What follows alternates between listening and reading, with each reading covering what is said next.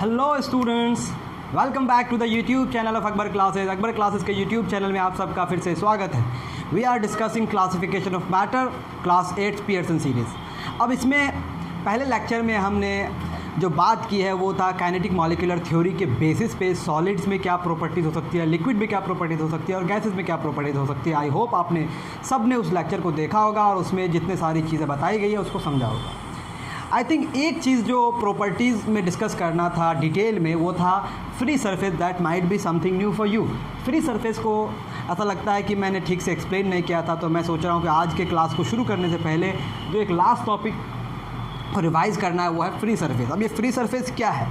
Free surface को आप relate कर सकते हैं मूवमेंट ऑफ पार्टिकल से कि जब आपने पढ़ा काइनेटिक मॉलिक्यूलर थ्योरी में particles of matter are continuously moving. Okay, particles of matter are continuously moving. तो आप ज़रा सोचें कि इसको फ्री सरफेस से कैसे रिलेट कर सकते हैं। आप सोचें ज़रा, क्या देखा आपने सॉलिड में पार्टिकल्स किस तरह से मूव करते हैं? सॉलिड में पार्टिकल्स वाइब्रेटरी मोशन में हैं अपने अपने फिक्स पोजीशन में। The particles of solids are in vibratory motion around their mean position, यानी कि पोजीशन चेंज नहीं करता है। तो सॉलिड के पार्टिकल किसी भी डायरेक्शन में जा नहीं सकते हैं, फ्लो नहीं कर सकते हैं। तो फॉर सॉलिड्स आप जब फ्री सरफेसेस कैलकुलेट करना चाहेंगे तो आपको मैनी फ्री सरफेसेस मिलेंगे डिपेंडिंग अपॉन द सॉलिड्स। आप सॉलिड्स को जितना डिवाइड करेंगे उतने फ्री सरफेसेस आपको मिलते जाएंगे और हर सॉलिड में आपको मैनी फ्री सरफेसेस मिलेंगे। इट मीन्स आप कह सकते हैं for a solid you don't have a fix number of free surfaces, यानी कि सॉलिड में क्या होंगे any number of free surfaces. In solids we have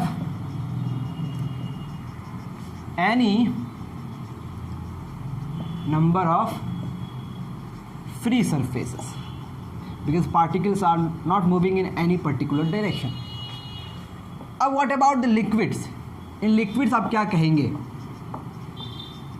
liquid में मैंने आपको कहा कि पार्टिकल्स में हर तरह के मोशन है, बट पार्टिकल का जो सरफेस है they are not moving in upper direction, यानी कि जो उसका अपर सरफेस है ये क्या है? फ्री है। These particles are not moving. Particles have the tendency to move in side wise and downward, इसलिए उसको बॉटम में शेप देना पड़ता है और साइड में उसको बाउंड्री देनी पड़ती है ताकि आप लिक्विड को होल्ड कर सकें। बट उसके अपर डायरेक्शन में उसको आप होल्ड करने के लिए कुछ नहीं रखते हैं। बस इवापोरेशन से बचाने के लिए आप क्या करते हैं? कंटेनर को बंद करते हैं क्योंकि वो वेपर में कन्वर्ट हो जाता है। That is different. अब हम लिक्विड की बात करते हैं। In liquids we have only one free surface. अब ये कौन सा फ्री सरफेस हुआ? This free surface is upper surface. Okay, now let's talk about gases. In gases क्या कह रहे हैं गैसेस के बारे में? गैसेस जो हैं इनके पार्टिकल्स हर डायरेक्शन में मूव करते हैं, इधर भी इधर भी इधर भी इधर भी इधर भी इधर भी इधर भी इधर भी इधर भी हर डायरेक्शन में मूव कर रहा है। और पार्टिकल जब हर डायरेक्शन में मूव कर रहा है तो can you tell the free surface for them? No, there is no free surface. There is no free surface for gases. तो इन gases we don't have any free surface. I think you are getting my point. So for solids we have many free surfaces, you cannot count them. In liquids you have only one free surface, that is upper surface. In gases you don't have any free surface. And I think there is a question on this topic. एक question example आपके book में discuss किया गया, कहा गया gases don't have free surfaces, explain. So what is the explanation given in your book? The molecules of gases possess rotatory, vibratory, translatory motion in all directions at random. We can say that the particles of gas have random motion in all direction, hence they need to be stored in a closed vessel. जब close vessel में उसको रखना पड़ेगा store करने के लिए, इसका मतलब उसका कोई भी सरफेस फ्री नहीं है। अगर एक भी सरफेस फ्री होता तो हमको क्लोज करने की ज़रूरत नहीं पड़ती। and have no free surfaces. I think you have got the idea of free surfaces. That should be clear. Now we will move to our next segment and that will be the main topic of today's class. वो क्या है भी देख लेंगे आप। वो है interconversion of states of matter, इसको किताबों में फेज ट्रांजिशन भी लिखा जाता है, it is also known as phase transition. अब ये इंटर कन्वर्जन क्या है, तो इससे पहले सवाल आता है कि किसी मैटर का फिजिकल स्टेट क्या फिक्स है, क्या मैटर का फिजिकल स्टेट फिक्स है? Do you think the physical state of any matter is fixed? तो आप एक्सपेरिमेंट्स के बेसिस पे देखते हैं, बहुत सारे डेली ऑब्जर्वेशंस के बेसिस पे आपको पता ये चलता है कि no, these physical states are not fix, ये बदल सकता है, दिस कैन बी चेंज। कैसे बदलेगा? तो कुछ ऐसे फैक्टर्स हैं आपके ऑब्जर्वेशन के बेसिस पे आप दो फैक्टर्स को देखते हैं, वो फैक्टर्स है प्रेशर एंड टेम्परेचर। इन दोनों पर किसी भी सॉलिड का या फिर किसी भी लिक्विड का या फिर किसी भी गैस का वो फिजिकल स्टेट डिपेंड करता है। यानी कि physical states can be defined by the external conditions of temperature and pressure. और ये बात समझ में, क्या बोलेंगे आप? Physical states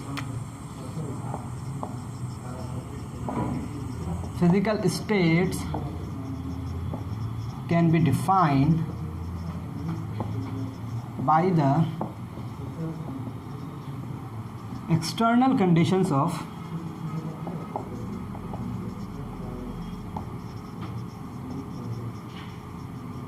temperature and pressure. अब ये टेम्परेचर और प्रेशर पर क्यों डिपेंड करता है? क्योंकि आपको पहले से पता है, you all know very well, कि सॉलिड्स, लिक्विड्स और गैस में बेसिक फ़र्क क्या है? The arrangement of particles. In solids particles are closely packed, in liquid particles are loosely packed, in gas particles are free to move in every possible direction. That is the basic difference, particle का arrangement. यानी कि temperature and pressure पे basically क्या depend करता है? Particles का arrangement. कौन decide करेगा पार्टिकल्स का अरेंजमेंट? सो हम कह सकते हैं, so arrangement of particles basically depends on temperature and pressure. यही दोनों बातें एक ही हो गई। इसका मतलब ये हो गया, if you change temperature, if you change pressure, you can change the physical state. Solid को लिक्विड बना सकते हैं, लिक्विड को गैस बना सकते हैं, गैस को लिक्विड बना सकते हैं, लिक्विड को सॉलिड बना सकते हैं by changing these condition. So हम कह सकते हैं, now we have concluded that physical state of matter can be changed. How? By changing temperature and pressure. Temperature और प्रेशर को चेंज करके आप फिजिकल स्टेट को बदल सकते हैं। And these physical states are interconvertible. If you are changing solid into liquid, the liquid can be changed also into the solid and so on। ये सारा प्रोसेस दोनों डायरेक्शन में पॉसिबल है, एक ही डायरेक्शन में सिर्फ नहीं होता, दोनों डायरेक्शन में होता है। इसीलिए यहाँ पे टर्म क्या यूज़ हुआ? Inter conversion. क्या मतलब? अगर आपके पास सॉलिड है तो this solid can be change into the liquid and this liquid can be again changed into the solid and this liquid can go into its vapor state and this vapor can go into its liquid state। समझ में आ रही बात? अगर आपके पास कोई gas है, if you are having a gas, तो दिस कैन बी लिक्विफाइड, यानी कि गैस को लिक्विड बना सकते हैं, and this liquid can again into convert into the gas, gas को लिक्विड, लिक्विड को गैस। तो ये सारा प्रोसेस चलता रहेगा। इवन ऐसा होता है कि आपके पास कोई सॉलिड है, ये सॉलिड डायरेक्टली गैस में भी जा सकता है, ज़्यादातर आप लोग जानते हैं, और गैस सीधे सॉलिड में आ सकता है। तो ये सब डिपेंड किस पे करता है? Change in physical states of matter, ये टेम्परेचर और प्रेशर। अगर ये फिक्स है तो उसका फिजिकल स्टेट भी फिक्स है। If you are changing this will also change. I think you have got the scenario कि क्या क्या हो सकता है। नाउ अब इनिशियल स्टेट और फाइनल स्टेट के बीच में जो ट्रांजिशन होता है, इसका नाम दिया गया। क्या दिया गया? इसमें नाम दिया गया। फॉर एग्जाम्पल सॉलिड है, वो लिक्विड में कन्वर्ट हो गया, तो बीच में एक प्रोसेस जो हुआ, this process is termed as melting। in the same way, if you are having liquid and the liquid is changing into its gaseous state, its vapor state, and the process between them is known as boiling, evaporation। okay, तो नाम दिया गया है और इन्हीं नाम को यानी कि इन प्रोसेसेस को हम लोग डिस्कस करेंगे। Okay, I think you have got the idea कि क्या हम पढ़ने जा रहे हैं। तो let's begin from the solid to liquid. तो phase transition between solid to liquid, सबसे पहले क्या पढ़ेंगे? फेज ट्रांजिशन बिटवीन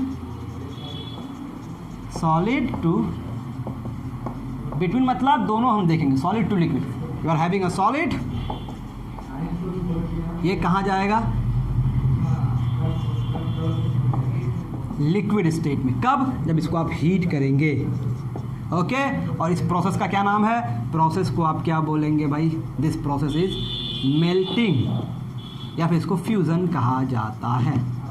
अब होता क्या है? Now let's see the process, होता कैसे है। आपके पास सॉलिड है, इस सॉलिड को आपने हीट किया। क्या किया? हीट। तो सबसे पहला प्रोसेस क्या होगा? हीटिंग। अब हीटिंग की वजह से क्या होगा? टेम्परेचर बढ़ेगा। Because of heating the temperature will raise.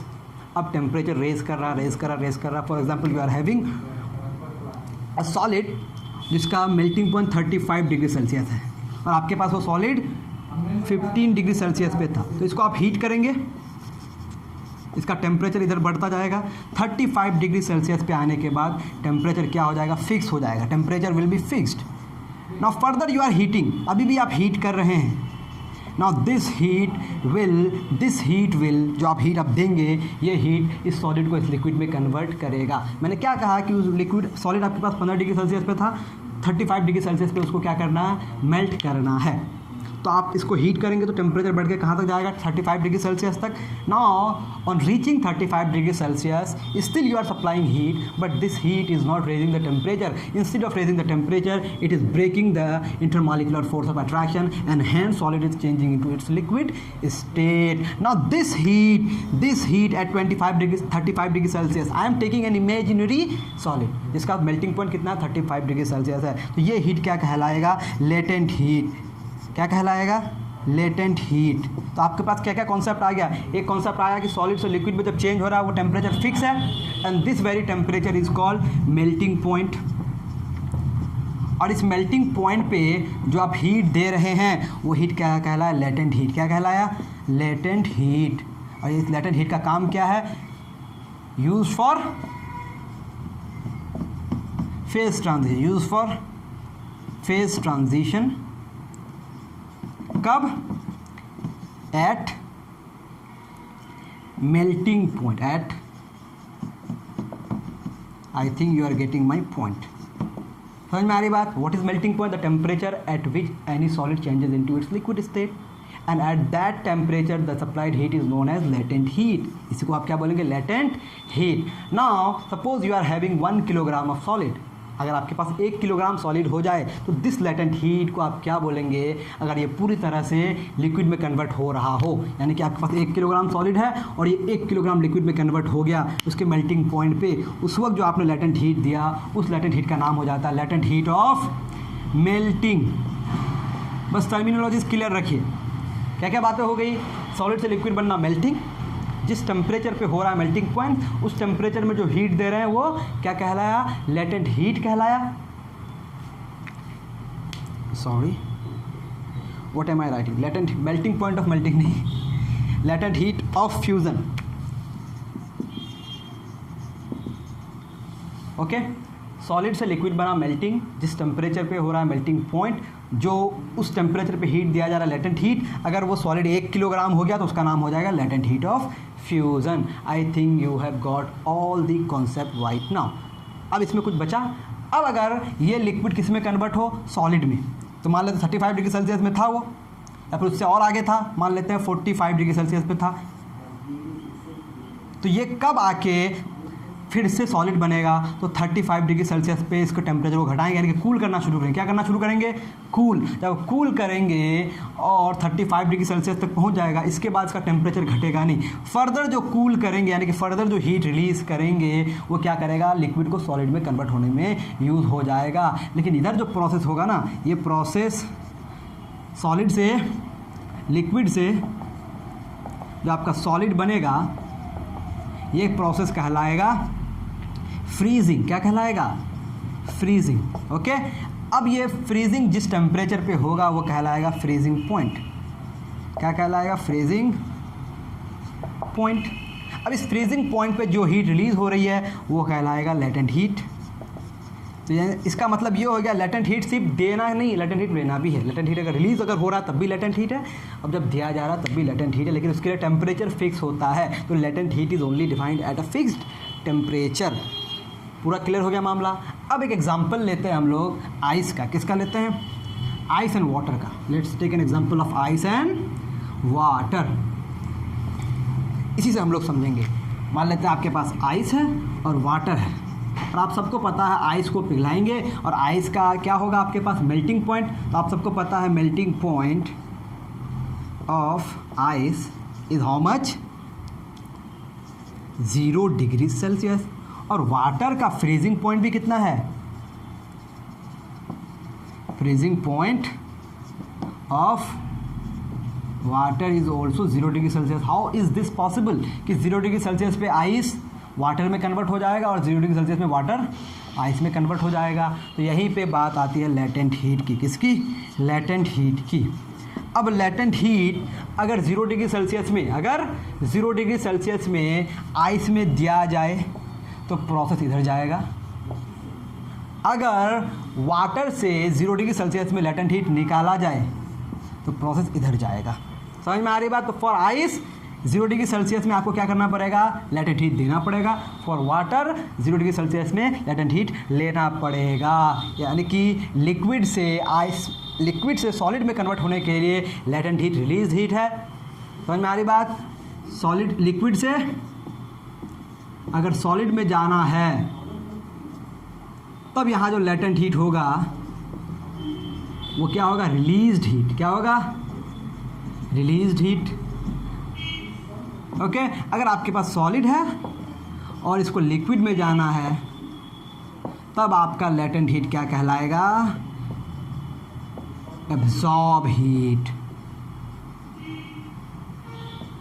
Clear हुई बात? तो अगर आपके पास 1 किलोग्राम आइस है, 1 किलोग्राम वाटर है, 1 किलोग्राम आइस 1 किलोग्राम वाटर, तो बात क्या होगी कि 1 किलोग्राम आइस को वाटर में कन्वर्ट होने के लिए जितना लेटेंट हीट चाहिए उतना ही लेटेंट हीट 1 किलोग्राम वाटर को आइस में कन्वर्ट होने के लिए रिलीज़ करना पड़ेगा। यानी कि लेटेंट हीट ऑफ फ्यूज़न और लेटेंट हीट ऑफ फ्रीजिंग दोनों बराबर होता है। बस एक जगह सिस्टम में दिया जाता है, एक जगह सिस्टम से लिया जाता है। As simple as it is. Clear हो गई बात? ये तो हो गया लिक्विड से सॉलिड में कन्वर्ट होना। तो सेम सब्सटेंस के लिए आपका जो उसका फेज ट्रांजिशन का पॉइंट होता है वो सेम होता है। बस एक जगह हीट दिया जाता है, एक जगह हीट लिया जाता है। अब ध्यान दीजिए, जब भी फेज ट्रांजिशन होगा तो मास में कोई चेंज नहीं आएगा। There is no change in mass during phase transition. ठीक है, ये एक बात हो गई।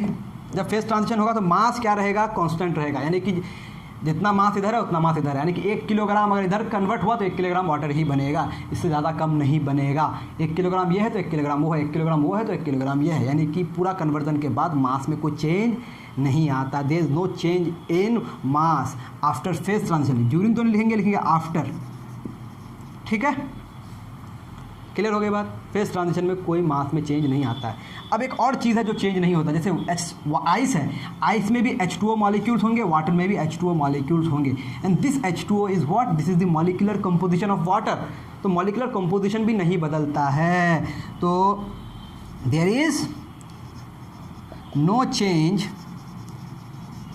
इन मॉलिक्यूलर कंपोजिशन, ठीक है, in phase transition. I think you are able to read my handwriting. Transition, okay. अब इसको कॉपअप करें। मास नहीं बदलेगा, मॉलिक्यूलर कंपोजिशन नहीं बदलेगा। अब जब फेज ट्रांजिशन हो रहा है तो ये क्या फिक्स रहता है? टेम्परेचर फिक्स रहता है। जब हो रहा होगा, जब चेंज होता है, पहले तो टेम्परेचर बढ़ता है फिर घटता है, लेकिन एक पॉइंट के बाद जहाँ स्टेट बदलना है उस पॉइंट में टेम्परेचर फिक्स हो जाता है। तो आप कहते हैं कि जब कोई फेज ट्रांजिशन होगा, जब भी कोई फेज ट्रांजिशन होगा,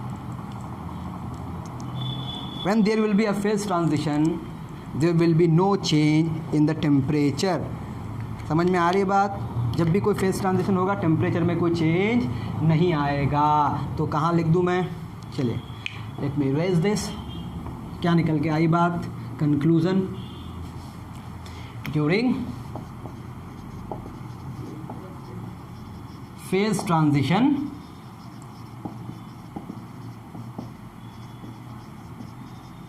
टेम्परेचर रिमेन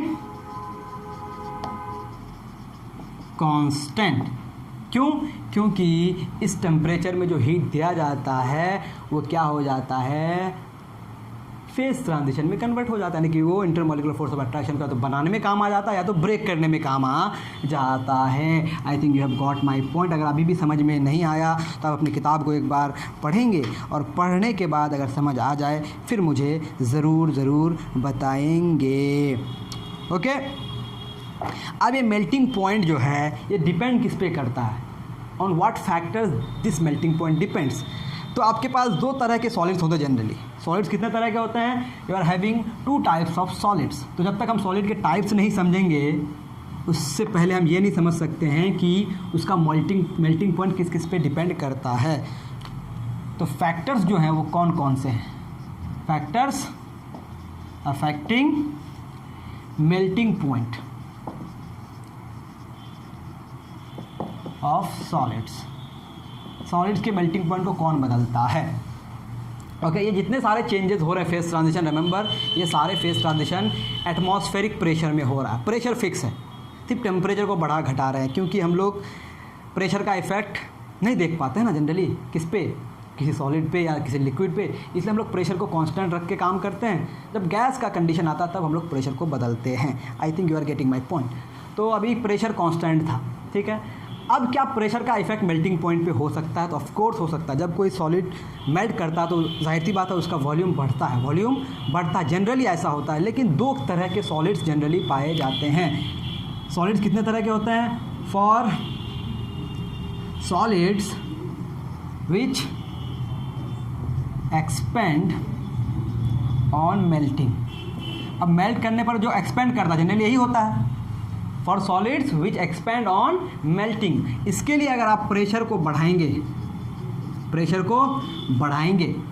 को आपने बढ़ाया उसके ऊपर, तो जब मेल्ट होता है तो वो एक्सपेंड करने की कोशिश करता है और आप प्रेशर लगा के उसको अपोज कर रहे हैं। मतलब प्रेशर बढ़ाएंगे तो जिस टेम्परेचर में मेल्ट कर रहा था उस टेम्परेचर में वो मेल्ट नहीं करेगा, उसको और हायर एनर्जी चाहिए उसको मूव करने के लिए। इसका मतलब मेल्टिंग पॉइंट भी रेज कर जाएगा, यानी कि वो सॉलिड जो एक्सपेंड करते हैं मेल्ट करने पर, उसके लिए अगर आप प्रेशर बढ़ाएंगे तो उसका मेल्टिंग पॉइंट जो है वो रेज कर जाएगा। This is the sign of raise. Pressure बढ़ाए मेल्टिंग पॉइंट भी बढ़ गया। इसमें एग्जांपल्स कौन कौन से सॉलिड्स हैं, कौन कौन से सॉलिड्स हैं जो एक्सपेंड करते हैं मेल्ट करने पे? Almost all the solids, almost all the solids, ठीक है। सारे सॉलिड्स लगभग यही करते हैं एग्जांपल में, अगर आप देखेंगे जनरली यही होता है। लेकिन कुछ और भी सॉलिड्स हैं जो एक्सेप्शनल होते हैं, कुछ स्पेशल एलॉयज़ होते हैं, मेटल का मिक्सचर बनाया जाता है जिसमें कुछ इस तरह के केसेस होते हैं। I think if the examples are given in your book. चलिए देखते हैं आगे। फॉर सॉलिड्स विच कॉन्ट्रैक्ट, ऐसे भी सॉलिड्स हो सकते हैं। इसमें तो एग्जांपल बहुत ही कॉमन है, ऑन मेल्टिंग, जो मेल्ट करने पर कॉन्ट्रैक्ट कर जाता हो। कॉन्ट्रैक्ट करना मतलब वॉल्यूम घटना। प्रेशर आप बढ़ाएंगे मतलब उसको आप सपोर्ट कर रहे हैं, यानी कि अगर इस केस में आप प्रेशर को बढ़ाएंगे तो आप प्रोसेस को सपोर्ट कर रहे हैं, मतलब मेल्टिंग पॉइंट घट जाएगा, मतलब पहले ही मेल्ट कर जाएगा। इसमें एग्जांपल में सबसे कॉमन एग्जांपल है आइस। इसके अलावा example I am not able to recognise, ठीक है। आगे और भी एग्जांपल 2-3 एग्जांपल्स और हैं, तो you can find out on internet. और यहाँ तो सारे एग्जांपल्स ऑलमोस्ट होते हैं, मेटल्स हैं जनरली जितने सारे हैं सब एक्सपेंड करते हैं मेल्ट करने पर। लेकिन आइस क्या करता है, आइस जब मेल्ट करता है ना, इसका वॉल्यूम घट जाता है।